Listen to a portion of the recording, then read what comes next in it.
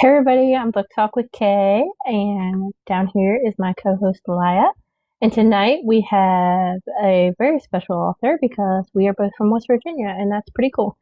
Um, Morgan is an author that writes poetry, and I believe she has a new book coming out soon. I do. Welcome in, Yes. Morgan. It's hello. I do have a new book coming out soon. The deadline keeps changing, and it's me who's changing it, but it should be out by the end of this month. That's the goal. Is it going to be poetry as well, or are you? Yes. So it'll be the same format, the same type of book as my first one, but the overall tone of it is very different. In a positive way. That first one's pretty heavy for good reason, but this last 2 years have been pretty good. So My friend Deb was with me at Books and Booze, and you met her. Um, yes, and she bought your book, and she was reading it, and she's like, "Oh my gosh, I relate to war so much." And um, oh, that's one of my she's favorite ones too. she's a baddie, and she got like teary eyed on it. So We all have our saddy moments. Yeah, I also I'm not a big crier, but a couple of those pulled it out of me as I was writing them. So I was like, man, I hope these hit in a way that people are like, wow, this is really strong, and not in a way that's like, wow, this is really depressing. There's a balance, I feel like. yeah, I think it definitely hit her with a strong presence. Like, not, I mean, it's I guess it's sad because whatever you guys have gone through, but it's more of a Yeah, healing thing. that whole book was kind of a practice in self healing. I mean, I talk about it in the book like description on the back of it. That's like all of the material in that was written during the 10 years, or I'm still in therapy, but during the first 10 years of me being in therapy after having a pretty rough upbringing. And I won't go too deep into the weeds on that, but it was, if you read the book, you can get a pretty good gist of it. But between like childhood trauma and relationship trauma, I kind of covered all my bases before I really like even turned 14. So like, and if I sound really Oh lighthearted wow. doing that, it's just because the way I talk. But I'm not trying to downplay it. But it's yeah, it's definitely a rough thing to base some, what I like to think is some pretty good art off of, at the very least. Yeah, Deb said no, it wasn't depressing. It felt like she was actually being seen. That that makes me so, I don't want to say happy because I hate that you relate to it. And that's what I say. It's like such a bittersweet thing when people tell me they can relate to it, because like I wouldn't wish that on anybody. But it's also like a really kind of healing thing for me also to hear that, of like, okay. And the reason I published the book in the first place is like, well, if writing this helped me get through it, maybe reading it will help somebody else get through their, chapter of it, and maybe see it in a different light, shift perspectives a little bit. Kind of the acceptance of it all is a really big deal. So I really appreciate that. Thank you. Yeah, Megan is also an author, and she says it's nice to feel seen and relate to stories. Yeah, definitely, definitely. All right, Morgan, why don't you tell us a little bit about yourself? So, okay, let me see. What did I say earlier, so I don't just repeat myself what I wrote earlier. But I'm Morgan. I'm the what was the pen behind the pen name is what I usually tell people. It's because M Grace is what I write all my books under, and my name's Morgan Priestley. I'm from West Virginia, Charleston bound. Well, close enough anyway.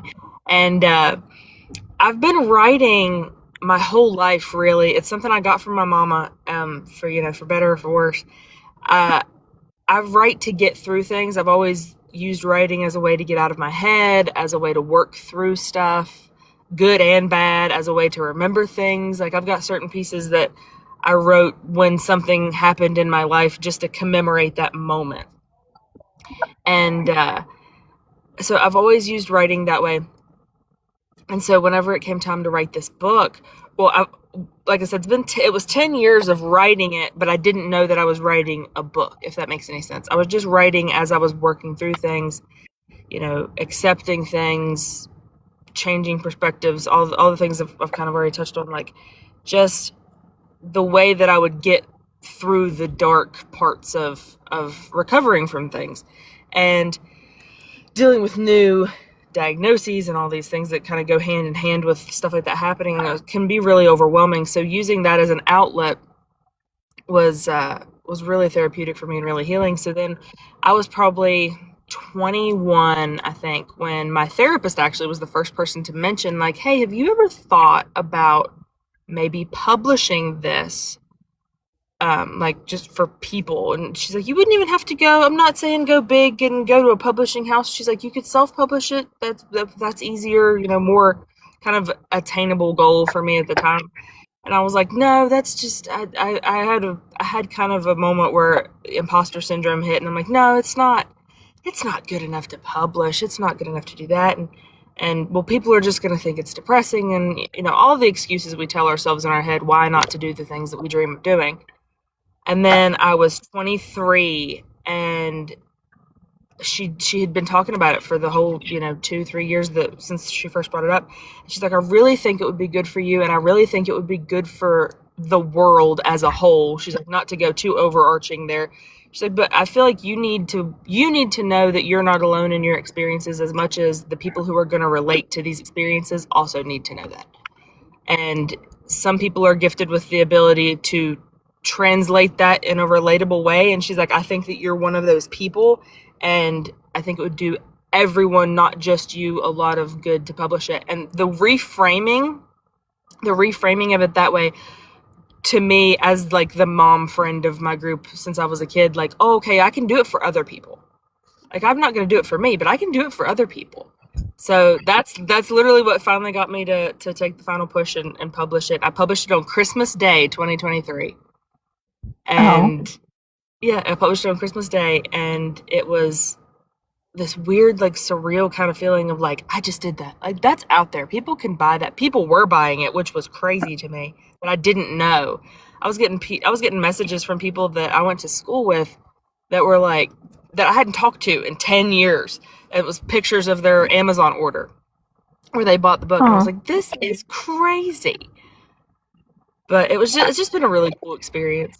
Yeah, that's kind of a little bit about me and a little bit about my little book baby. I love that. One of the Joe said, "Happy almost anniversary." Thank you. It's looking like this second one might have the same birthday. Like, it's really starting to look like it. And I'm honestly might just make it that just for the sake of it, because it's a nice commemoration. Well, at least you'll never forget when you published. Exactly. Yep. See, I'm all about making things a little easier on myself when I can. Thank you guys for the goal. There's enough chaos in my life without me adding to it. So, it's pretty royal in West Virginia, and a lot of people think, oh, I don't have the resources to become an author. I am sometimes one of those people. How do you keep pushing with the limited resources and where we are? I think if you look at publishing through the lens of strictly traditional publishing avenues, like pitching, like a book pitch, and you go to publishing houses and all these things, then it's definitely going to feel like a less attainable feat, because there's really not much by way of that around here. Like you said, there's not much for resources of, like, there's a couple of little publishing houses, but even then, you kind of cross the bridge of like, well, where do I even start? What even is this? And so, as much as I eventually would like to transition to traditional publishing and kind of get these in with a publishing house, honestly, the best thing that I did was I did the Kindle Direct publishing through Amazon. Mm-hmm. It was very easy, like user-friendly to use. And it was that taking away that stress of like, okay, I don't know how I would pitch this to a traditional publishing house. I don't know if it would, even hit any kind of traditional marketing vein. Like, it's so personal and so niche. Being able to just kind of say, you know what, I believe in myself. I believe in this thing that I've created, and I want to get it out there in the best way that I know how. And Kindle Direct Publishing did that for me. And so I just put it on there. It tells you, walks you through exactly how to do it. And you can, you design your own cover. You don't have to, generate anything. It's all from you. And then it's out there, and then it's published. So it's honestly just a matter of, as cheesy as this sounds, I'm the first person to tell you, like, I hate when people tell me this. It's really just a matter of taking the first step of, like, just like bite the bullet and do it. Like, just get started somewhere. And I do wish there was more by way of traditional publishing in West Virginia for a lot of reasons, as has been proven multiple times now by the response to the Books and Booze event and the other events that they've hosted. Like, there's obviously a large literary, like, audience and demographic here.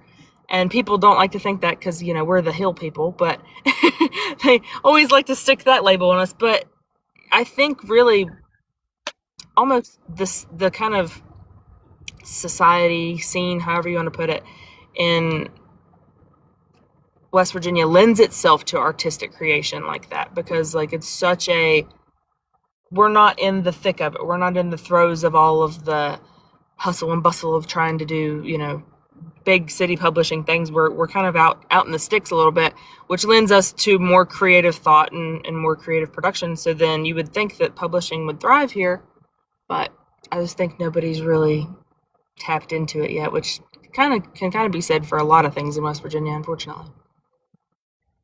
Yeah. So for those that don't know, she and I met at a book event in West Virginia. It's called Books and Booze. And she had a cute little booth set up, and we just clicked. And so again, in West Virginia, it's hard getting support, outside support for anything. How much of that,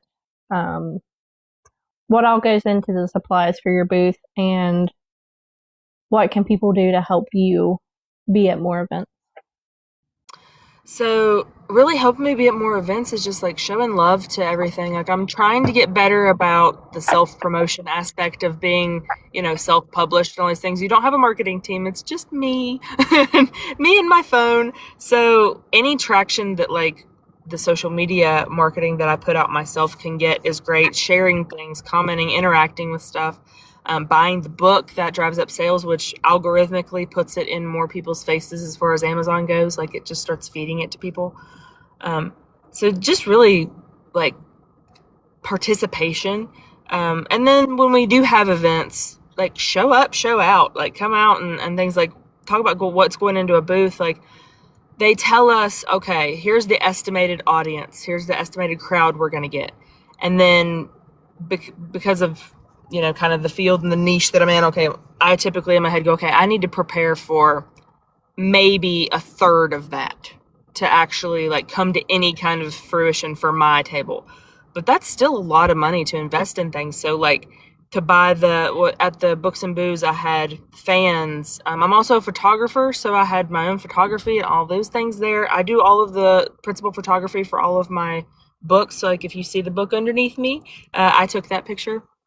And so I had some other avenues. I had some other avenues to kind of bring forward, but it really just comes down to participation from people, like, just kind of getting it out there. That's why I do a lot of these events that are even smaller. Like this book, the book fair we had today was really small. There was only, 5, 6 of us there, vendor wise, and there weren't a whole lot of people because it was cold. It was outside. It's a Wednesday. Like, there wasn't a whole lot going on, but we still did pretty good. And if nothing else, it's exposure. I don't know if y'all can tell, but I've never met a stranger in my whole life. So I could sell holy water to the Pope. I will talk to anybody for any length of time. If you are listening, I will talk. So just getting to talk to people is really, really, good. So if you're at an event, like, come say hi, talk to me. Let me talk to you. Like, That's always my favorite part of doing this kind of stuff is meeting the people. Yeah, Deb and I were kind of a little shy, but you made us feel super welcome. Oh, I love that. Yeah, Because I love when people tell me that. That's my like goal in life is to make people comfortable. well, because a lot of the other vendors were kind of just like, yeah, here's my stuff, buy it or don't. Like they didn't really want to talk, but the authors were really great Yeah. to interact. I feel like because if you are, and nothing to say negative on anything on any of the vendors at all, but I feel like it's a little easier to kind of sit back and let your product talk for itself when your product is, a sticker, tea, um, a bookstore that just has like a whole setup of books to shop from. Okay, people don't want to talk while they're trying to read book descriptions, so that makes perfect sense. But as an author, like you're selling yourself, you're selling your work, and you have to back it up a little bit. You have to be like, hey, look at me, talk to me, let me tell you why this thing that I made is so incredible and I'm so proud of it, and let me like get you on board. I was even starting, and you don't have to be a little cynical about it. I'm a little cynical about it. I'm a little cynical about a lot of things. But like if you remember what I was pulling people in with was like, hey, this is my book. It's a book of poetry and short essays. Now, I know that poetry is not for everybody. So, if you don't want to buy the book, it's free on Kindle Unlimited. Here's my card, and the card also has the scratch off that gives you a book recommendation from my personal library. There you go. You've got engagement, you've got humor, and you've got people thinking like they're going to remember the experience of, oh, I've got this card. That's the girl that like yelled at me from across the room and was like, hey, I love your shirt. Because that's the other Yeah. thing. That's the other thing I hear a lot about when people are at the events. They're like, "You're just like so out there," and I'm like, "Listen, if nothing else, I've got to be. I'm not good at the self promotion on the internet, but I can put my salesman pants on when I'm in person for sure. And I'm always there. I'm always the first person to. If I'm talking to you, I'm going to compliment you on something at some point. I don't care what it is. Because, like I said, one of my biggest goals in life is just that people are comfortable around me that deserve to be comfortable around me. And so that's what I like about those events is because you can talk to somebody, and whether you make a sale or not, you've made somebody's day. And so it's a really cool kind of experience. Yeah, Yeah, I've definitely made it okay. a rule to like only keep hard copies of books of authors that sign copies. And Deb and I are obsessed with signed copies, and I'm pretty sure you signed her copy. Um, If she asked me to, then I did because I tried to. My best friend was the one that was like, "You have to get pens so you can sign things," and I was like, "People aren't going to want me to sign that book. Like nobody knows me." And she's like, "They're going to want you to sign this book, so you all can thank Kayla, which is my best friend, who I think is somewhere in here. I don't really know. She's supposed to be, but you all can thank her for a lot of this because she's been the backbone pushing me to be like, hey." Publish it. This is great. I'm telling you, she's the first person to read everything I've got. So she's, we tell everybody we're sisters because it's easier to explain than saying we've been friends for 11 years.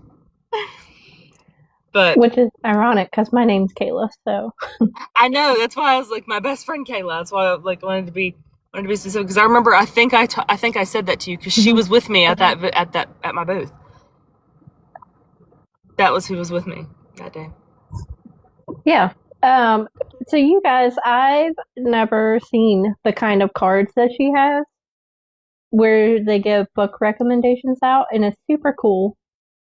I don't have mine anymore because I already downloaded it, but I could have showed one if it would let me turn my camera on, but they won't. So I and I don't gatekeep things. So if any other authors in here want to know what she's talking about, I got the template on Etsy. And then I just printed out. I had to buy scratch off sticker stuff on Amazon, and it came in a big tape. And then I had to put them on there. But I really liked them, and they provided a lot of engagement. People wanted the business cards more than they wanted the book recommendations I had in that big jar because I did that blind date with a book speed dating jar. People wanted the business cards out of there more than they wanted the book recommendations, which I thought was really interesting. I think Deb and I wanted the card more because every time I get a blind date with a book, it's not anything that I would be interested in. Even Yeah. though the description says it perfectly, like, oh, I'd love that. Yeah. Yep, it's Like, I can't remember the name of the template, but it's like author business card, and it's one of the first ones that come up. It says scratch off business card. And yeah, definitely. If you write books, it's a good one to have because you don't really have much by way of business card information as an author, unless you're with a traditional publishing house. So that's why I was like, well, what am I going to put on there? I mean, my Instagram is on there and social media stuff, but other than that, I don't have a website. I don't have any of that yet. So I was like, oh, this is cool. It's a good way to get engagement with people. Any way to get people talking. oh, yeah, it was a good conversation starter because Deb is into poetry. It's hit or miss with me. Yeah, we And talked about that. I remember we talking about that day. I was like, I'm going to convert you. I'm determined. well, the one that she sent me, yeah, it was it was definitely heartfelt.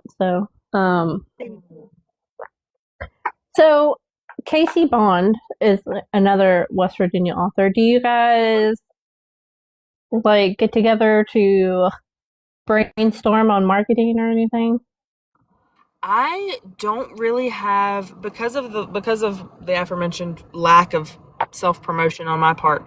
I don't really have much by way of connections with local authors, except for people I meet at these events.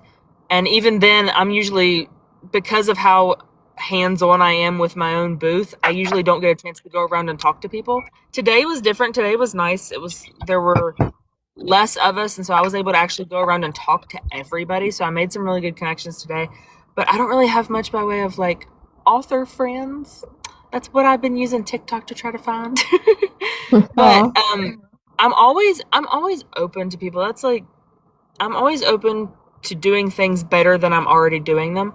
So I'm always open to talking to people about what I could be doing better or what they did that worked for them to kind of get everything out. Because at the end of the day, we're all out here in the thick of it, in the weeds, just trying to get our little book babies out into the world. Yeah. Well, Casey's a great resource, and she was actually at Books and Booze too.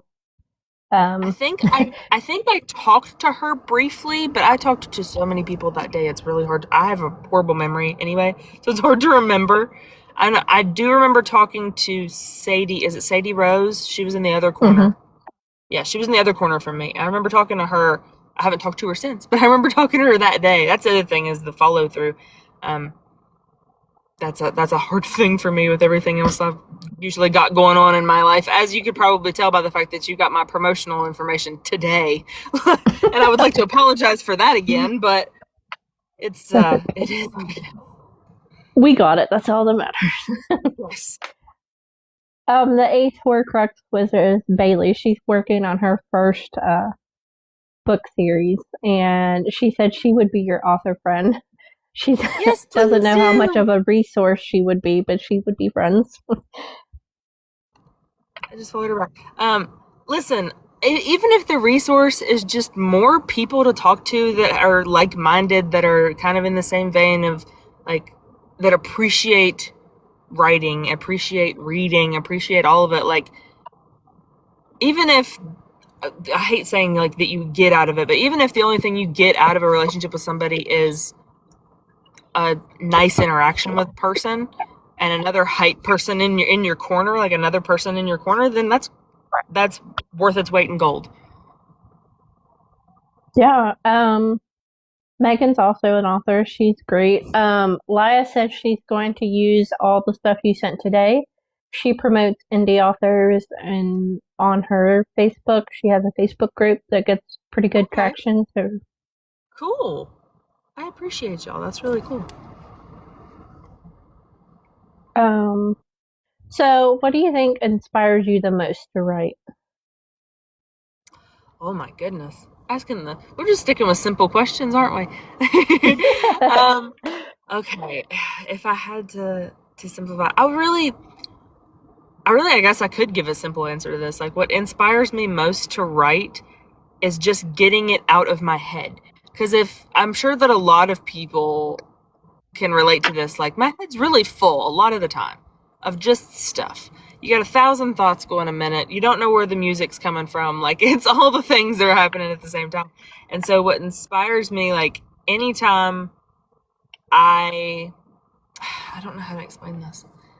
Sorry, sometimes I talk over myself, but I just kind of, I don't know. If I have to give a traditional inspiration answer, I would say like music really gets me a lot. Music will get me into a feeling. A lot of it, I write only from personal experience. So the inspiration for me has to come from something that I've felt, seen, experienced firsthand, like something I've watched. There's a couple of pieces. I'm curious to see if anybody in the chat that's actually read the book. There are a couple of pieces in the previous book that I wrote after watching like a cheesy romance movie, like a cheesy movie. Like you kind of pick up on that. I watch a lot of YouTube, like a lot of like personal creators on YouTube. So I get a lot of inspiration from watching other people live their life and hearing their perspective on things. So there's also a lot of influence on that first book too. So it's really just everything. I'm a big consumer of media. So I watch a lot of, TV, movies. I'm currently addicted to Heated Rivalry. Am I with like-minded people? Does anybody know that show? Yes, Bailey, the one that said she would be your author friend, is actually got me on it. So It's so good. So I consume a lot of media, and so, but even so far, I can kind of like slip this out there because this is not a big tell, but like Heated Rivalry, a lot of the softer moments in that show where you see like the vulnerability of, Ilya, the moodier kind of more tortured character, has got some relatable key notes to me, and it has inspired a couple of pieces already that are in the new book. So just seeing that, and as my I know I talk a lot about therapy. I'm a big advocate for therapy, if that's not clear. But my therapist told me, because everybody kind of has the same discourse about this show. Sorry to keep talking about this show, but I'm obsessed with it. They've been talking about, like, why are we so obsessed with it? What is going on? Why is everybody so obsessed with the show? It's like such a lightning in a bottle moment that nobody really thought was going to happen. And my therapist explained it really well. She's like, as a woman, specifically as a straight woman, watching a really dynamic, complex love story that you can't physically see yourself in gives you the space to breathe and the room to appreciate the mental aspects of it that you can see yourself in. So it takes away the lens of like, well, I can't relate to that because I don't look like this person. When you watch traditional, like, oh, I don't look like the girl in this, so I can't feel like that, or that would never happen to me. When you're looking at a love story that you can't physically see yourself in at all, it's a lot easier to look at it and be like, oh, but I've felt like that before. I've felt like that for someone else, or I've wished that would be felt toward me. So it makes it easier. It gives you the kind of breathing room to feel it a little bit more, if that makes sense. So I think that's a big part of, like, back to the inspiration thing of just feeling things very deeply. I've always been a very empathetic person. And so being able to just experience life, like I'm fully an agnostic person, and I'm not going to touch on religion any more than that, I promise. But like going to concerts and seeing live music, I always said, is the closest I've ever felt to what I imagine people feel like when they're really, really in spirit in church. And that's how I feel about a lot of art. So I would say that's a big, big contributor to my, like, inspiration for writing. Tex! That's my TikTok friend. He's going to get mad at me that I said he's just a TikTok friend. He's my actual friend. But no, he's my actual friend. But yeah. Deb asked, fairy tales or soulmates for the cheesy romance movie? What was that? Fairy tales or soulmates for the cheesy romance movie? Soulmates. 100%. Yeah.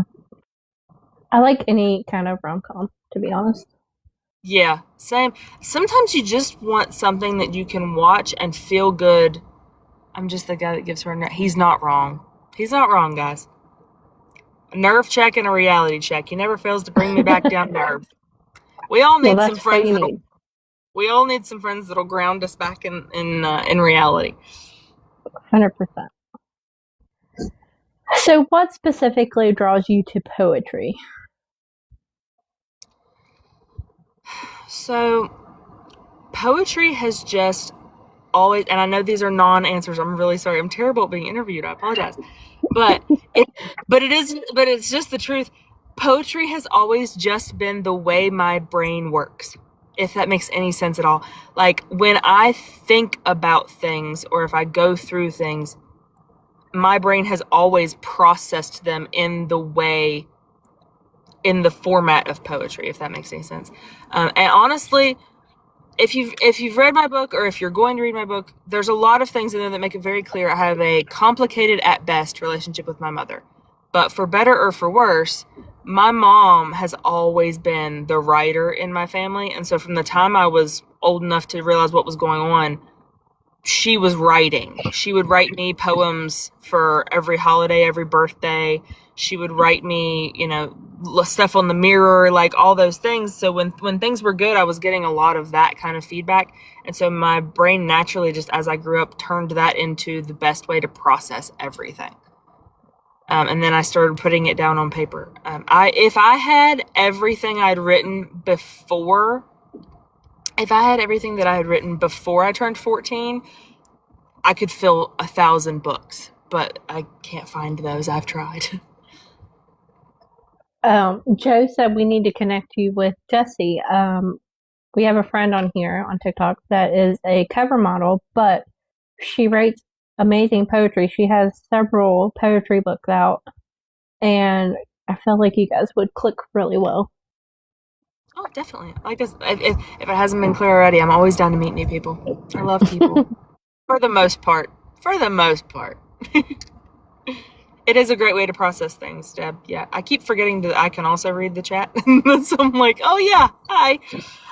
Yeah, it is a great way to process things. It's an easy way to just kind of stream of consciousness. I'm going through this. I'm feeling all these things. Write that all down, and then it turns itself into something else, like pretty much instantaneously. So it's a really, really good way to get out of your own head, which is one of the dedications in my last book. I dedicated that part to my mom for teaching me that writing is the best way to get out of your own head.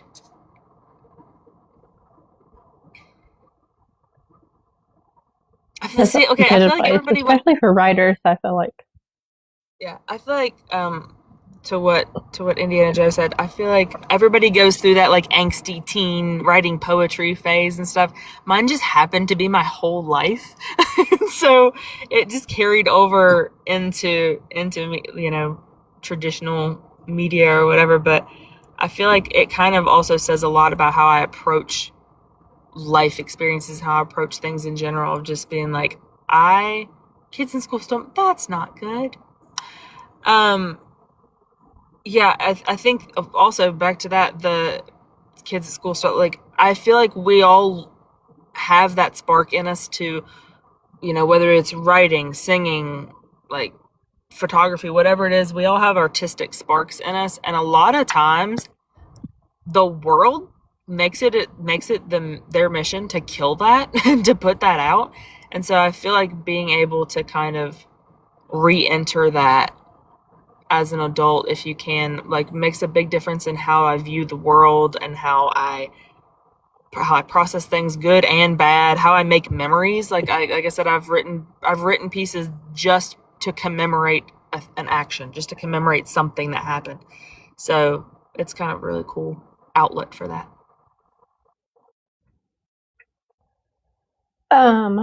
What's your favorite way to connect with your fans? I have such a love for TikTok. I don't know why, because this is the platform that I spend the least amount of time on. And it's the platform that I feel like has the least amount of people on it. But I just love I love to talk, if that hasn't, made itself clear. So TikTok lets me do that. It lets me talk to people, because you make the video, you're talking to yourself, but having people interact with it is like expands the community. Also, over on Instagram, I feel like a lot of the times my DMs over on Instagram are a good place that people pop in to like tell me when they've related to something or tell me specific pieces that have clicked for them, or even just to tell me. There was one, I wish I could remember her name and the message is gone already. That was from back when I first published this book. I don't know how this girl found me because I wasn't advertising or anything, but she sent me a message. This girl was like 17, and she said Oh, wow. that she had always loved writing and always loved reading and things, and she was in the process of, I don't remember if she was aging out of the foster system or if she was getting adopted out of the foster system, but she was at the tail end of her foster journey, and she said that reading my book helped her kind of process the really like overwhelming emotions that came with that, and it got her back into writing, which was helping her process her own like experience too. And that was a really, really cool thing. I love hearing from people like Deb, who said it helped you feel seen. I love hearing from people that it's doing some good in the world, you know? Yeah. You've got everybody inspired at poetry workshop. They're bringing out Oh their my teen angst. gosh. Oh, absolutely. Listen, nothing does poetry better than some angst. Absolutely. It's harder to So, I think it's harder to build a following on TikTok. So sorry, I keep talking over you. no, you're totally fine. I see. I'm the opposite. My TikTok has grew pretty good. I mean, could it be better? Yes, but I have 11K on here on my Instagram. I only have like 400, and the Book of Faces I only have like 200. Like it's I so couldn't even slow. begin to tell you how much exposure I have on Facebook. I do not know. I think on here I've only got 50 followers, and then on Instagram I don't even remember. But that's a lot of that's my own fault. Um, I I really only remember to actively post on those things around things like the holidays, like because I do giveaways. There's the buzzword that'll get people's attention. I do giveaways on my Instagram at Christmas on my author Instagram. Last year I gave away a year subscription to Kindle Unlimited and a Kindle. Oh Um, wow. to promote my book. So it was like if you bought my book and sent me your order confirmation and wrote a review, then you entered the giveaway. And so I do stuff like that. My love language is gift giving, so I like that. That's kind of like my favorite part of the self promotion thing, is that you can pass that off as self promotion, and it's just a way for me to buy strangers gifts and like do cool things for people. Um, and I actually have a bunch today at the book fair. What I was doing for the Christmas half of it, here's a little exclusive for you. I was doing blind date. I was doing build your own blind date with a book. So you got a book, a blanket, a box of tea, a tin of cookies, and a copy of my book, all in this cute little Christmas bag. And I have 6 of them left that I'm going to give away. I So love that. yeah, I'm very excited about that. I don't know if I'm going to do it on here. We'll see if TikTok grows a little bit more. It'll be on here, but we'll see if there's anybody that actually shows up. Listen, you give us a goal, we will help you reach it. How many you want? I mean, the sky's the limit. But if we want to go with goals, I mean, at least 1,000, because at least after 1,000, I could have my face on here. It would let me turn my camera on. Okay, that would be. you hear that, everybody? 1,000 followers. She's gonna do a heck of a giveaway. Yeah. She gives the best gifts apparently. So I've been told that by more than a few people. plus she's a good chatter. So like we just need to help her out. I am. I go live on TikTok a lot on my personal account, which is that's where text came from. I go live on there a lot, and I just like to yap. I love yapping with people. Like, did you all not hear just hear the tangent I went on about heated rivalry? I could do a whole live just chatting about it. Like, I could do it. I like to talk to people and just interact. So yeah, if I can get to where I can go live on my author account, we'll be seeing some more content on there for sure. Starting with a giveaway. Courtney in the comments. I met her at one of Gina's balls, the Halloween one, and she was I went Poison to that Ivy. for And like 10 minutes. you did. Yeah. That's that we didn't see you. Yeah. I didn't stay very long because I was by myself. And Oh, that's kind of like just an awkward place to be by yourself. Not that anybody was unkind or anything. It's just an awkward place to be in full costume, dressed as Persephone at a masquerade ball by yourself. It was kind of a weird spot, but I took myself to Target in full costume right after that, and they were playing Christmas music, so that was a nice little sobering moment. nice. But yeah, I follow people back. I do. Deb and I went back and had pizza and was looking up bookstores that we could go to the next day. Oh, I love it. I love it. I know. I wish we would have known It was that. weird vibes. It was weird vibes, Courtney. It was weird vibes. It was like a basement party, guys. Sadly. It was okay. So I don't mean this in a super negative way. There was nothing wrong with it per se. But when I pulled in the parking lot, I said, "This feels like a middle school dance with alcohol." Yeah. It kind of felt middle school dance-ish, and I think that's just because they're like it was on a weird spot where it was on it wasn't on Halloween. It was like the day after Halloween, so it was kind of in a weird spot, and it was on a weird day. Everybody had Halloween plans, so maybe next year. Yeah. Well, and we went to the first one, and there was all kinds of there was authors and vendors there. So we were under the impression that there's going to be authors and vendors. Yeah, I didn't have any impression. To be fully transparent, I ended up going to that alone because I had just broken up with my boyfriend. We were supposed to go to a Halloween party in Columbus, and we broke up, and I was like, well, I'm not going to go to Columbus by myself, so I need something to do on Halloween because I've got this costume. And I was like, I'll go with my book people to this masquerade thing. That's the perfect place to be after this event has happened. And then I got there, and I was like, I was there for 20 minutes, and then I took myself to Target. So, but nothing bad. No bad vibes. No, it wasn't bad. It was just different. It wasn't what I expected. Yeah. So how would you describe to readers your writing style? I would say it's I almost used the word masterclass. That feels really egotistical to say for myself. I'm going to rephrase that. What I started to say was it's a masterclass in pulling yourself up by the bootstraps and healing yourself despite whatever is going on. I feel like that's kind of the scrappy, bring the fight to me kind of energy that I bring to my writing. Is I've been through these things, and yeah, it sucked, and yeah, it wasn't easy, and man, it was hard, but you know what?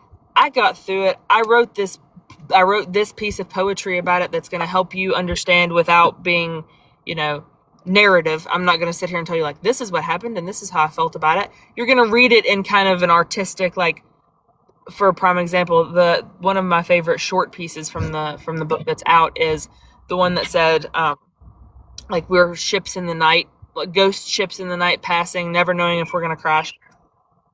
That was a good way of artistically saying, right person, wrong time with a person that I thought I would be, have a romantic relationship with. Right person, wrong time. You can explain that, 5 different ways, but saying we passed ghost ships, never knowing if we would crash, if the Titanic would be, jealous of our fanfare, or if they would weep at the wreckage. That kind of, prose way of framing it. I know I've quoted that wrong. I'm so sorry. I'm the worst about remembering my own work, but it's. I feel like I think I'm pretty close on the way that I wrote that. Al, we are just spotlighting Miss M. Grace tonight. If you would like to be on the schedule, you can go to the link in my tree, and we can get you scheduled. Sorry if you just heard a bunch of random beeping and alert noises. I'm in my car because I have 3 very large, very loud dogs. So being in my car is the only way that this was going to happen quietly. Oh, well, hopefully it's not too cold. Thank God we didn't do this Monday. Oh no, I'm sitting here in the heat. We're good. the Oh, car shut off and I had to turn it back on and it started beeping at me. I was like, shh. so West Virginia, we don't have a lot going for us, but we do have the most beautiful scenery. Yes. How much of that plays into your writing? I mean, a lot, especially if you've ever seen me in person with my vendor things. I put my pieces with my photography. So I have pieces. I have a piece in the first book. And if anybody hears me say pieces and they wonder what I'm talking about, something about calling them poems, I think because there's such a weird connotation to poetry, like in society, I've always said pieces of work or bodies of work. So pieces. I have a piece in the first book that's no, I think I do remember this one. It's wild child made of stardust with your soul tethered tightly to the moon, you were born for incredible things. That piece, the picture that is the cover of this book, I did an art print of that piece with that picture because it felt very synchronistic. It felt like they were supposed to be together, that piece and that picture, which was the supermoon that we had here. I mean, it was everywhere, but we had a really big supermoon a couple of years ago. Then I've Mm-hmm. got pictures of, I've got pieces that talk about, chasing in the new book. There's a piece that's about chasing an interstate sunset down a lonely, empty highway, and that's where I feel the most alive. And I put that with a picture that I took of an interstate sunrise that I was just driving along the road and I was like, this is gorgeous. And it made me think of this feeling. It gave me this kind of whole body feeling. I have another piece in the new book that's called Gold. And it's actually, ironically, it is named Gold, but it's about the silver in a sunrise. Like it's the silver lining that shows up around the clouds. Everybody talks about the gold of a sunrise, but nobody talks about the optimism and the hope that the silver can give you. Of there's always something on the other side of whatever's in front of you, and so Girl. that came that came from seeing that came from driving home one day, and I looked, and it was one of those sunsets where it gave a perfect, almost white outline to all of the clouds. And that in and of itself gives you kind of like a trippy feeling. And then it ended up inspiring a piece. So it kind of, I feel like they go hand in hand with me. My photographer brain and my author brain are one and the same, I feel. I love that. Me and my daughter take sky pictures all the time. Yeah, I have a whole folder in my phone called Pretty Sky. And that's all it is. It's just Aw. pictures of the sky. So, do you have any book events coming up next year? I do. I do. Um, the one where we met, they've already gave us a tentative date for that. Awesome. I don't necessarily know that I'm allowed to say when that is because it could God, change. is it in the same place? Yes, I almost had a heat stroke. Like Deb and I had to leave, and I had to I know go chill it was out. hot. It was hot. Yeah. So we're hoping to have all of those issues fixed. Good. That's all because obviously I don't have I'm not part of the beyond the page events people. So I just know that when I was talking to her today, she was like, "Oh yeah, we're gonna have it in the same place because the parking was good and it was a good place to hold all of those people." And it gave a good flow to everything. But I was like, "Are we gonna fix the speaker problem and the heat problem?" And she's like, "Yes, we're gonna work on that." It's also, I think I can probably say this without getting in too much trouble. It's not going to be in the dead of summer this time. Good. So Because it was that'll make a rough. difference too. Yeah, that should make a difference too. Girl, talk about being rough. You saw where my booth was. I was in that corner directly underneath one of the main PA speakers while they Oh were my gosh. blasting. Yes. We were like the one of the first 50 in. Deb and I Yeah. were. And they already had all the dragon tattoos gone. And that was my whole purpose for going. I was like, are you kidding me? The lady before me got the last one. And she Oh was no. out of line. She got in line with her friends and skipped us. And I was like, are you kidding Oh, me? that's the worst. That is infuriating. That will irritate your soul. Like, that is so upsetting. It I was. feel your pain. So hopefully they bring more dragons next year. Hopefully. I would hope. I think just like if did you go the first year that they had the Books and Booze? No, we just got into book events hard this year, and we go to Okay. everything that they have except for the book fair today. So Yeah. because So I didn't they know had this it. was a thing. Well, last year was the first year, so that was you didn't miss it by much. But last year was the first year. They had it in the Hale Street Center, which is a little 3-story venue in downtown Charleston, and it had the sketchiest elevator you've ever seen. And they had the VIP, obviously we get an hour earlier, and they didn't think it was going to be as big as it was. Me and my aunt bought the tickets just because we're always book people. We've always been book people, and just happened to find it on Facebook. We're like, oh, this is going to be cool. Let's do VIP and treat ourselves. We got there, but it took us an hour to get through all 3 floors, and by the time we were leaving, they were just starting to let general admission in, and everybody had already kind of raided all of the vendors. That's why it was in such a large venue this year, because they were like, oh, we need a bigger venue, and we need to do more tickets and like make it more spread out. So they did that. So I'm thinking it gets better every single year. Last year I wasn't there as a vendor. This was the first year. That was my first event ever as a vendor. Mhm. So that was my debut, so to say. Well, I'm glad we got to meet you on your debut. That was awesome. We're talking about tattoos. I'm getting my 11th tattoo in January, speaking of. So I'll have new ink to show off at Books and Booze as well. That's awesome. I just need to go live and have all you authors come up and say hi and do a little spiel about your book, and then Yes. So what's the best advice that you've ever been given about writing, poetry, or just life advice? Back to the simple questions. Man, throw me something hard. Um, goodness sakes. All right, let me think for a second. The best, I'm going to break it down because I'm one of those people, if you ask me what my favorite song is, I've got to give you a top 5. So I'm going to break it down.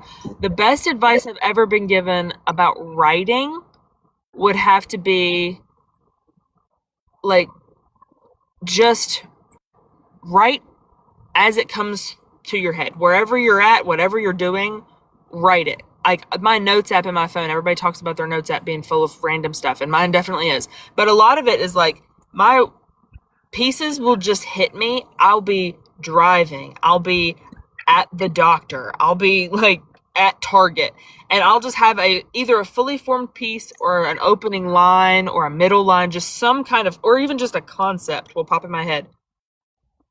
Right in that second, I pull out my phone and I write down whatever's in my head about that until it's gone, until it's out of my head. And then and then you have it and you revisit it later, and it lets you, even just that difference in time will let you kind of fully flesh it out and fully build it out. And so that's my best piece of advice with writing is, as soon as you think about a concept, a sentence, a person's name, a character, whatever, write it down in that instance. And then you can revisit it later and it will pop back up, and it might even pop back up and reframe itself as to how it would have if you'd gone with that first initial thought and followed it through. So that's the best piece of advice with writing. The best piece of advice I've ever gotten in life is that life is too short to not just do whatever you want to do as long as you're not hurting anybody. Yes. That is my 100% life motto. It is way too short for you to worry about what other people are thinking, worry about how other people are going to feel about something that you're doing, worry about their impression of you, all these things. As long as you are not hurting someone, even emotionally, like I'm not even talking about physically, but if you're hurting somebody emotionally, it's just as bad. So as long as you're not hurting anybody by whatever you're doing, do it. Do the thing. Do it. What is it they say? Do it for the plot. Do it for the plot, because this is back to the writing. This is your story. This is your life. And main character energy gets a lot of bad rap for people that try to make everything about them. I don't think that's what main character energy is. I think main character energy needs to be realizing that you are the star of your story, which means that your experience takes precedence over anybody else's in your story, unless you have kids. Like True. that's the only supersession of that. Of like, obviously your kids, because you're in charge of their story for the first, big chunk of it. So that's where it kind of flips for that. I don't have kids yet, but I do have my nieces, and so there's a book, not a book. There is a piece talking about kids. I'm sorry, I'm tangenting again. There is a piece in the new book that is quite literally my favorite piece I've ever written, and it was inspired by my nieces. In the new book. In the new book, do you yes. think that's going to come out on Christmas too? Yes. I'm gonna put that out there right now. It will be live, ready to buy on Christmas Day. And I'm gonna put that out there now, and that way it'll be a little easier to hold myself to it now, because I can have all of you all feel free to bully me about it. Feel free. Joe is the best bullier about books.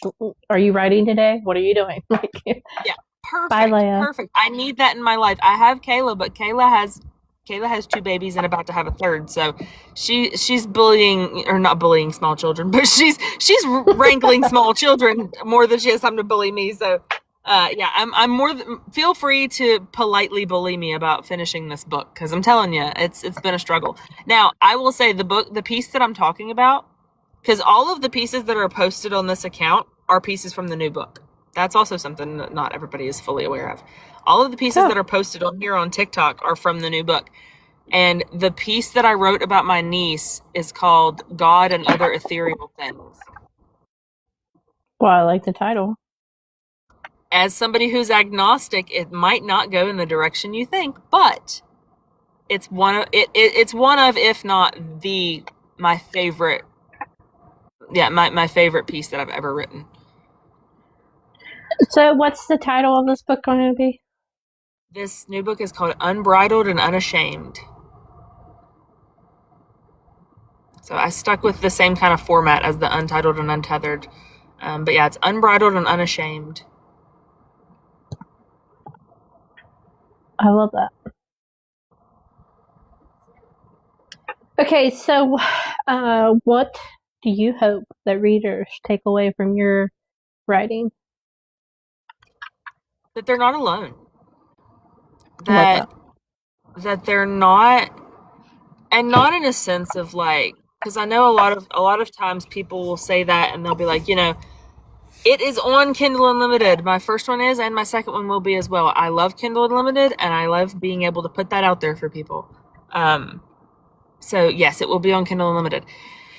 But like, back to what I was saying about people not being alone, like, that's not to say, other people have had it worse. Other people have had this worse, or other people have had it better. None of the above. I truly mean that in the sense of the reason I found so much solace in writing this book, and the reason I found so much like affirmation in publishing it, is by being like, okay, I'm writing it, people are telling me they relate to it. That means that I'm not alone. That means that I'm not the only person this has ever happened to. I'm not the only person that has suffered this way, or that has been treated this way.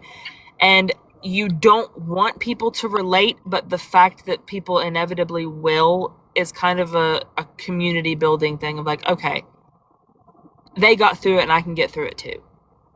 That kind of a thing. It's a hopeful kind of approach to things. I would hope anyway. No pun intended. Yeah. Yes, exactly. You're not alone in knowing that. Just knowing that helps. Exactly. All right. Does anybody have any questions before we end this here in a few minutes? Questions. I know Joe is obsessed with music and playlists. What's your go-to when you're writing? Funny story. The book that is out, the one that's already out, actually changed the course of my Amazon Music Wrapped at the end of 2023. Am I going to write tonight? Yes, I already did. Does that count, or does it have to happen after this live? But no, So in case anybody's curious, a good song to listen to for any of the Purple Rain, yes ma'am. Oh, she has read my book. She has read my book. Oh my goodness.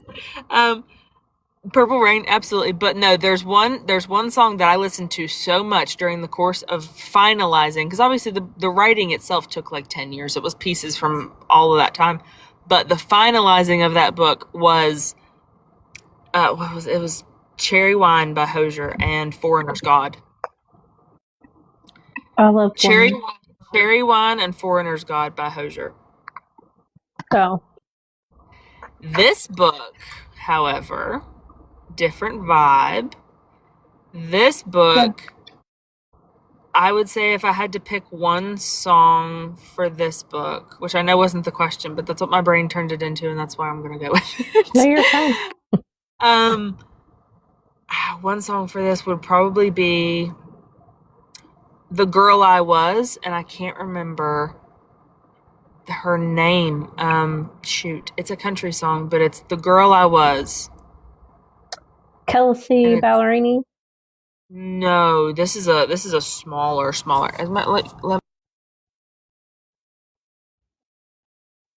Oh my gosh, she made coffee and drank with, or used to sing Randy Travis songs, right?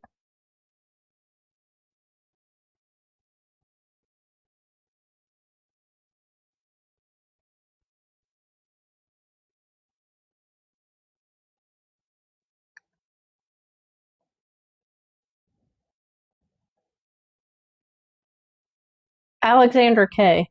That's who I'm thinking of.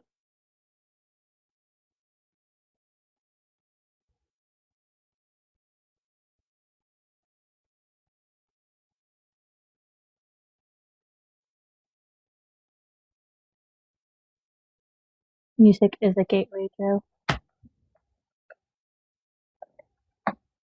I love Sleep Token, but I think that's probably more for her sadder book. Well, not sadder, just more in the field. Jenna Paulette. I don't know who that is. Have you been able to hear me talk the past couple of minutes? No. Okay, I didn't think so, because I was like, man, I feel like I'm talking over her, and then I realized my box wasn't blue. I'm so sorry. I don't know why it did that. Jenna Paulette, yes, that's who sings The Girl I Was. I love that song. That is the perfect song for this new book. Speaking of Alexandra Kay, though, this new book also, Feminine Energy by Alexandra Kay, if you know that song. That's what yes.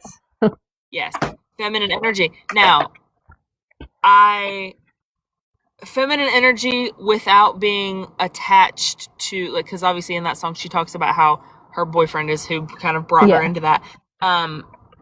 I no longer have one of those, but it's still relatable as a song to this.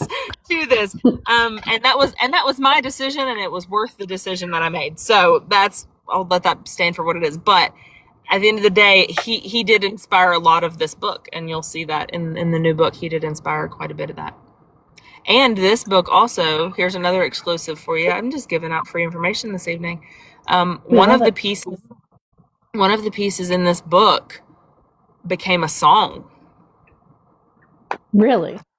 Because I sing, and actually Tex that was in here earlier, we wrote some music together and stuff, and he actually helped me wrap it all up in, arrange it. And yeah, it's a song. It's a song now. There's a piece in the new book that is going to be a song at some point.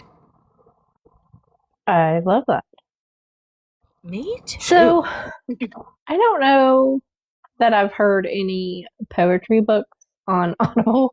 I mean, I'm sure there is. I just haven't done that. Is that something on your bucket list or plans? I think not necessarily Audible, because I don't know how Audible gets their content. I don't know if they have like a creator format like KDP does for traditional media. But if they do, then I would absolutely do. They do? It's through ACX. Yep. Okay. Well, I would be open to it if that's something that people let me know that they wanted, because again, like I don't know that people want to hear me talk, because I sound a little bit like cornbread when I do some of these things. But maybe that's some people. A lot of people tell me they love my accent, and I'm like, for years I tried to tell people I didn't have one, and then I realized I was kidding myself. So, but I am gonna start for sure doing videos reading it on TikTok. And I might make that like a series of lives. If y'all get me up there to where I'm allowed to go live, then that would be a live where I would sit and kind of read through my book and talk about each piece. Listen, you already told these guys in the comments that you want out there, so they will stalk you and share you out and harass you to be active because we love it. I'm here for it. I'm absolutely here for it. I have so much B-roll on my camera roll of just like, I'll turn my camera on and record for 5 minutes while I'm driving down the highway because it makes good B-roll for poetry videos. So I have so many of those on here that I just put pieces on, and I'm going to keep doing that. Some of my pieces are really, really long though, so they only lend themselves to being read on video. So those are the pieces that I'm going to gravitate towards more. But if there was interest in it and enough people kind of showed me and gave me the feedback that they wanted that, I would do lives of reading a piece and then talking about it, and I could, answer questions on it or whatever, because each piece is its own little chapter of my life. So I would say 100% do that because one will support you, but like not only us, the more live you are on TikTok, it just helps. And I know it sucks sometimes, especially when you're busy. I love TikTok Live though. I don't know what it is about it that I just like it. But yeah, I feel that life is short. Throw in my own words back at me. Thank you very much, Joe. I appreciate that. You're right. You make a good point.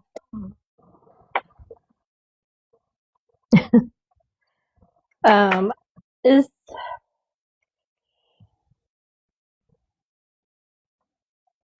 there something specific you want to talk about with your new book or anything, I guess? Let's see. I was going to say something. I had plans of saying something whenever I got in this live. I keep giving out exclusive information, so now I can't remember which piece of exclusive information I was going to give. But that's okay. We don't mind hearing it again if you did. with the new book, let's see.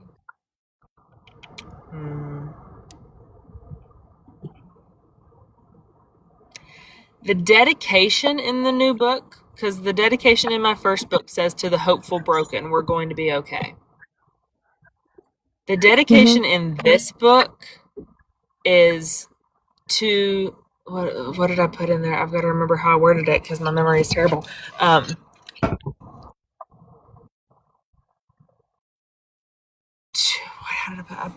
think I put to the hopeful romantic. Yeah, to the hopeful romantic. Oh my gosh, I go to share this information and it leaves my brain. ADHD at its finest, folks. I do apologize. It's to the hopeful romantic something. There's your exclusive. It's to the hopeful romantic something, because it's longer than the first dedication. It's longer than the one in my first book. So there's more to remember. Trying to think if there's anything else. I don't really think so. The song was one thing that I shared that nobody knows about. I didn't. Before we got on, I told Joe that she would probably really enjoy this interview because she's very spiritual and loves all the things that has a deeper meaning. I love those kinds of people. Those are the best kinds of people to like have conversations with and get to know, and because you've lived such different lives and such different experiences, and then you come together and kind of learn from each other all the time. I'm always learning. Like, just always be learning from people. That's another thing, I guess, would be a life advice that I got from my papa. That one said, always be learning from people. I love that you said papa. That's my yeah. He raised me. He's been gone for a while, but he did. He raised me, and so that's why he gets the number one dedication in my previous book. If you go all the way to the end, he gets the acknowledgement of without him, I don't know where I would have been, and I'm glad that I don't know where I would have been. Oh, love that. Family means a lot. Yes, it definitely Good does. family. Yeah, exactly. You took the words right out of my mouth. Okay, took the words right out of my mouth. It makes a Well, difference. it's been so much fun. I thank you so much for coming on. If seriously, if you need help with anything, just let us know. And there's a whole group of people in the comments that would come running. Absolutely. This has been so cool. I love this. I got so excited when you talked about it. I was like, "Oh, that's really cool." We interviewed, and then I opened your page, and I was like, "That's a lot of people." I was like, "Oh Lord, hope I don't embarrass myself on the internet." And then it's funny because if you follow my personal page, I embarrass myself on the internet frequently. So it's part of my charm. Um, but yeah, that's pretty funny. Um, but yeah, no, it is a piece. I remembered what the exclusive thing was that I was going to be giving away those book bags that I made up today at the book fair, the ones I had left. That was the exclusive piece of information was that I'm going to put those on here first. So TikTok will have So, first act. how are you going to give them away though? Like, are you going to do a So contest or? I'm going to do I haven't figured out the exact way because I just got home from this book fair 2 hours ago. But I know. I'm Sorry. gonna do. No, you're fine. I'm gonna do some kind of interaction reward, like comment on your top three favorite pieces that are on my account, like kind of that kind of thing, and that'll be an entry. And then, I'll probably do them. I'll probably do them weekly. That's probably gonna be the easiest way for me to do it because I've got four, I think, left. So that'll get us through the holidays. So yeah, I think saying it out loud, I just decided that's what it is. So like, if they want to enter into the giveaway to win the blind date with a book box, then they go to my page and like and comment and share your top three pieces from the pieces that are on my page. Like, comment, share, top three. Yep.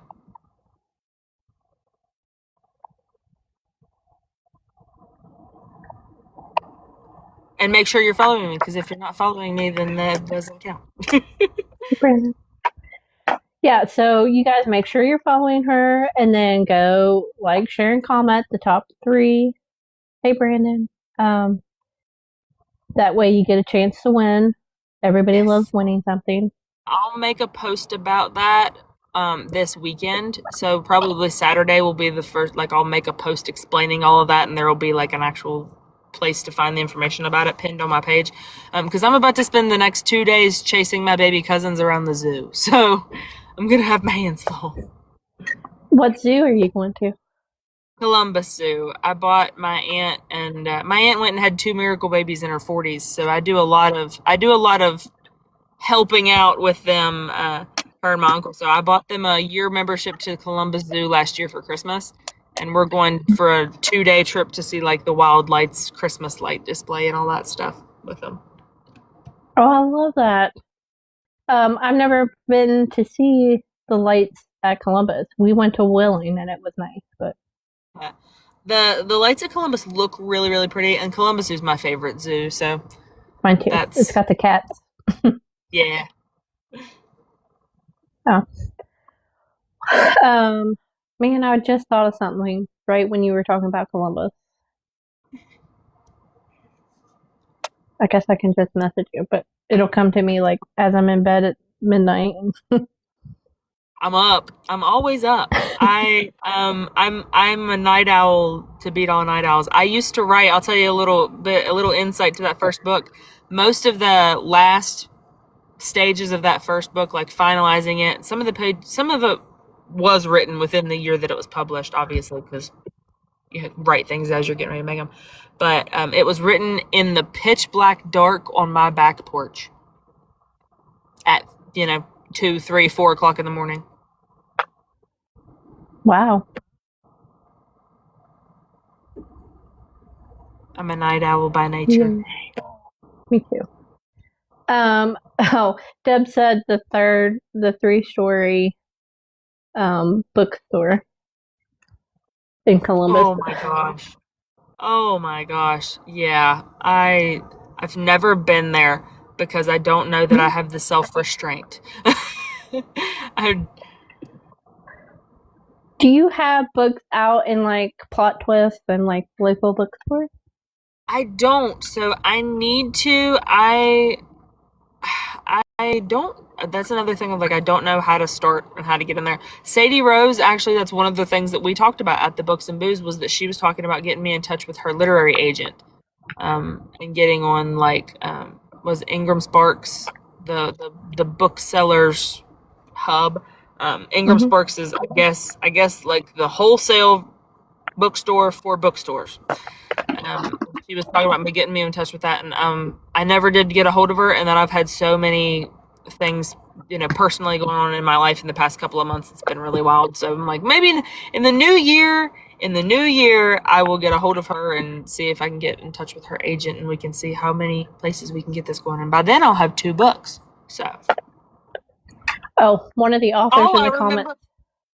I remember what the exclusive was I was going to tell you, and it's not something I've talked about. Oh, let's hear it. It's not something I've told anyone except for 2 people today at the book fair and my dad.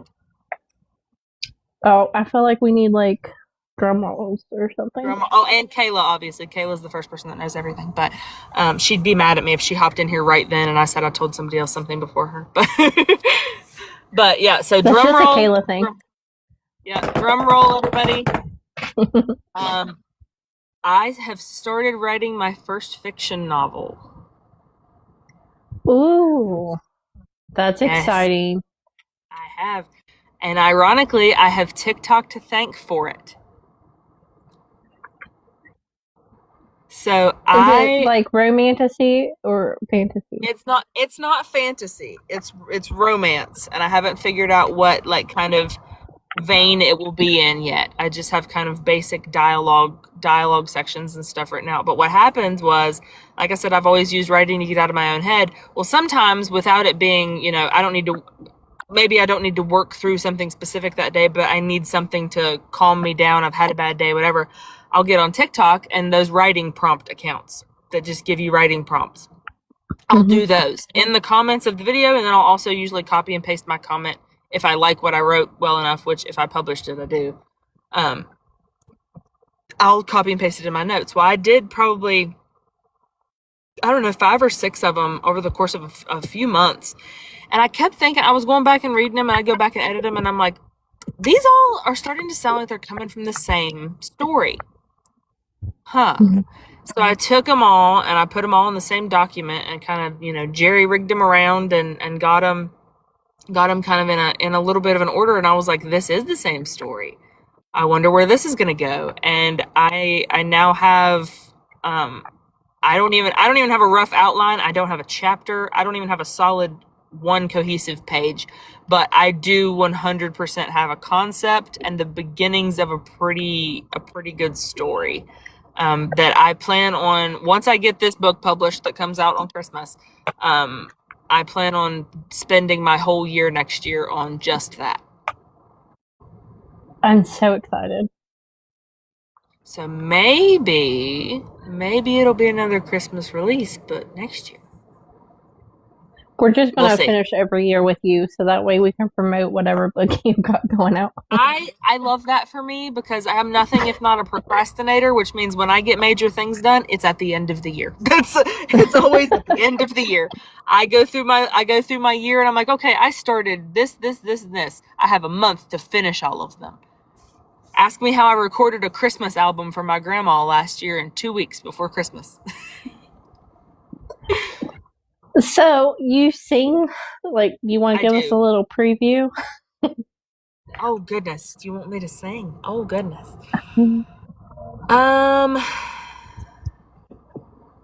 Well, if you want to, you don't have to if you don't. I don't mind to, but I'm just trying to think of what that I could sing. Somebody Somebody could give me anybody got any requests? Let's see if anything hits. If I don't think of something before somebody else does. Um, Uh, Santa hmm, baby. Santa Oh, baby. Joe's wanting the sultry side. Oh gosh. Let's see. Yeah, all I can think of is Silent Night because we just got back and all the Lily songs were Christmas songs. Let's Oh, what see. about the poem you turned into a song? Well, if that's not an interesting suggestion, okay. Okay, you know what? I can do that. I can do that. Let me pick which part I wanna hit because I'm not gonna sing the whole thing. But let me pick You which part guys, I'll. this So let me mute for a second and figure this out for 2 seconds. this is amazing. Going out with bang, guys. Yeah, that was smart, Megan.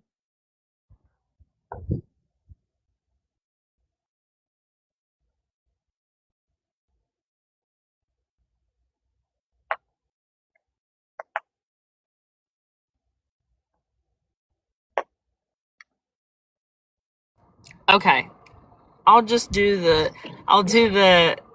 easiest thing, which is going to be the opening, the first verse.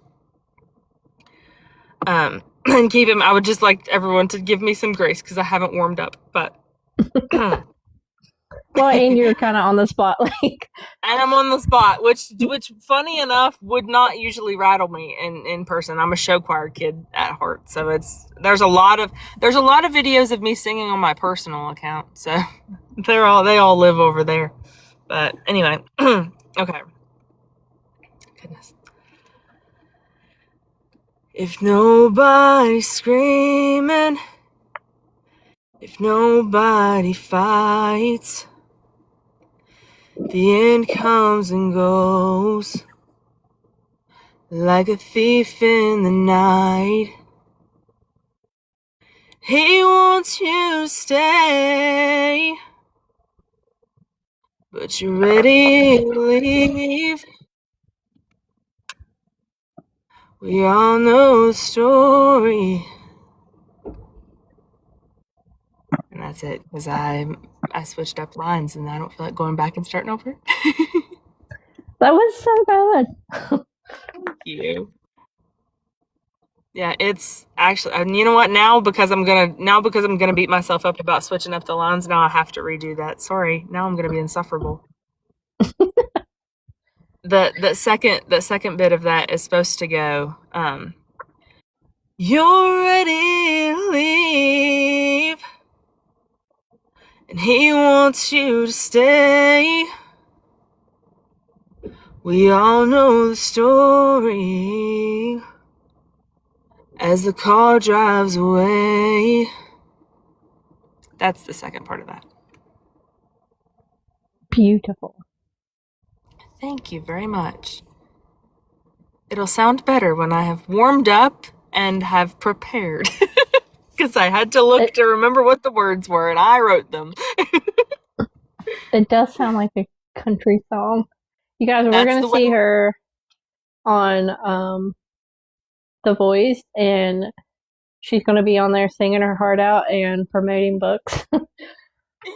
That's so it's funny you say hit country song. That's how we have it arranged. That's exactly how we have it arranged. Is it's a country ballad. It's a duet. You'll have to go on Bama's show one time. Bama goes on Bama When Do You Go Live, but he does music all night long. Oh goodness. All of my TikTok friends, and they get mad at me for calling them TikTok friends because they've become real friends in real life, even though we've never met each other. But all of my long-term TikTok friends, like Tex that was in here earlier, Blackman Huckabee. If y'all like R&B music, go stream Blackman Huckabee. I run his fan account. I love him. He's such a good kid. I say kid. He's 2 years younger than me, but still, he's an R&B singer. All of my long-term TikTok friends have been music people. That's always I like to tell Tex, I'm like, I collect musically talented friends like Infinity Stones. That is spelled Tuesday, correctly, Thursday. by the way. Yeah. Tuesday, Bama Thursday, goes live. Saturday. Yeah. Okay. By AB. You guys That's make the sure first. you give her a follow so she can follow you back after. Yes, definitely. Yeah, I was trying to keep up with following people back in the beginning, and then I got distracted talking, and so I'm gonna have to do it all after I get off here. But that's the first time I've ever sang on live, so let's all not tell Tex that because he's been trying to get me to sing on his live for 4 years now, and I refuse. And It he helped just me. took a Kayla. And he helped me arrange the song, so I feel like it's gonna. He's gonna get me. I'm gonna catch so much hell for this, y'all. That's not even funny. Oh gosh. Anyway. Oh, I'm definitely in trouble. Yes. Oh, he's gonna bully the living tar out of me for sure. I guarantee it. Oh goodness. But anyway, yep. So thanks for making me do that. Appreciate you. You're welcome. Glad to get you out of that. Well, I mean, you seem pretty comfortable, so. Is that the nice way of saying that I'm like a little obnoxious and not like a terrible way? Because I'll take it. Not at all, because I love that, because I'm more shy and quiet and reserved, so I need everybody around me to be louder than me. I am always the loudest person in most rooms, so I've got you. I've got you there. Love that.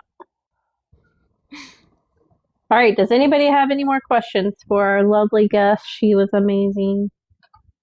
She gave us all kinds of goodies to go gossip about. My papa used to call me Amazing Grace. He's the reason I have my pen name, actually. My middle name is Grace. My middle name is Grace, and he always only called me Grace. And so when I was trying to figure out a pen name, I was trying to give myself an actual pen name that had nothing to do with my name. And then I was like, you know what? No. He always called me Grace, and he told me to be proud of myself. And so I'm going to put my name on this in the way he would have wanted. So it's M. Grace. So that's, yeah, Amazing Grace, but he always called me growing up. I'm named after a horse and a song. Well, you can't go wrong with a horse. Or a song. If that's not the most West Virginia thing you've ever heard, I'm named after a horse and a gospel song. I love it though, because the first what got me started, like loving literature and things, in third grade we had to write a story, and I wrote about my very first horse that I wanted so bad, and I've been stuck on books since. So. I love it. Oh yes, How Sweet the Sound. That's one that I could sing backwards with headphones on and my eyes closed. Like I have been singing that song since I was big enough to talk. So when you come up with a pen name, do you have to like certify it as yours somewhere, or you just put that on there when you publish? Like, how does that work? So if you create a name, and it has nothing to do with your name, there is a process of, now with the self-publishing, they kind of do all of your, that's the other thing that's really nice about self-publishing with Kindle Unlimited or Kindle Direct Publishing is the copyright stuff is covered. It's covered as soon as you publish it, once they make sure that it's not, AI generated or plagiarized, then it's covered by copyright. It belongs to you. So with pen name stuff, mine I didn't have to copyright or anything because it's just my first initial and my middle name. But if you go through the effort of creating a new name entirely, I believe there is a process to get it like trademarked so that it's yours and it's your brand. Now, granted, you can very easily just do that by like publishing under that name, and then that name is attached to that work and that work belongs to you. So therefore, by proxy, it's all kind of the same thing. So if you just do it that way, as long as you don't ever plan on getting sued for copyright infringement, and as long as you're not infringing on someone's copyright, you're probably fine. But there is a process I looked into about trademarking a pen name. Well, the bad thing is most of the time you don't even know. until Yeah. somebody's trying to sue you and you're like, well, heck, I didn't know. I highly, highly, highly recommend Googling anything that you're going to do first. Google it and go through the first like 4 pages of results. And then I also use a plagiarism checker and an AI checker through I use Grammarly. I use my books are edited by no less than 6 people. And they're all people that are close to me or that I have met through. I did ARC reader applications a couple years ago. Haven't had an ARC reader in a long time, but I did ARC. Not in the. I don't think it's the way that most people do ARC, but I wasn't sure what an ARC reader was when I first started trying to publish my book. And to me, I was like, oh, it's an acronym: accept, reject, correct. So I would send out advanced copies of. I would send out advanced copies of my pieces, and it was basically like a peer edit where I would let people accept it. Okay, no changes need to be made. Reject it completely. Hey, this is problematic, or this is something, or correct it if there's any changes they would make to it. Let me know. I would take it into account. Whether I changed it or not was irrelevant, but I would do it that way. And that was what my ARC platform was for a long time. And then I stopped because I published that book, and then I haven't. This one that I've been editing has been I've already got my established people that I have edit my books, so I just give it to them. But no, who's to say about the novel? Who's to say? I'll need new people, so just keep an eye out on anything. Well, we definitely will be stalking you, so just be aware. I love it. I love a friendly stalker. I've had 2 not so friendly ones, so it's can only we're gonna do all of the friendly ones now. We're pretty open about our stalking, so yeah, I appreciate that. Respectable. Yeah, we try. Well, thank you so much for hanging out. I know you've had a crazy busy day, but it was a lot of fun. I appreciate you being our last interview of 2025. I didn't know it was going to be your last interview, and that was so cool when I saw you post that earlier. I was like, "Well, that's cool. It makes me feel good." So yeah, anytime. I love it. As you can tell, I have no problem talking for any length of time about most things. So I appreciate this, and I appreciate the kind of platform that you give to people like me who maybe aren't so good at the self-promotion thing. Give us steadfast dates to hold on to, like, hey, you need to talk about yourself for at least an hour and promote this thing you made on this day. That's helpful. It's very helpful. Well, I'm glad to help. Well, thanks everybody in the comments, all the taps, all the shares. Make sure you're following Miss Morgan, and we'll see you guys in 2026, I guess. Yeah. Lots of fun things, and I hope to see you all before 2026 for all of the stuff that I just held myself to for the rest of this month. Yes, Morgan's going to be live on Christmas to promote her brand new book. Hey, you know what? I'll do it. If we get there by Christmas, that would absolutely be what I would do. I would go live for that.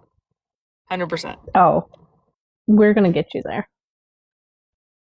I love the optimism. I love it.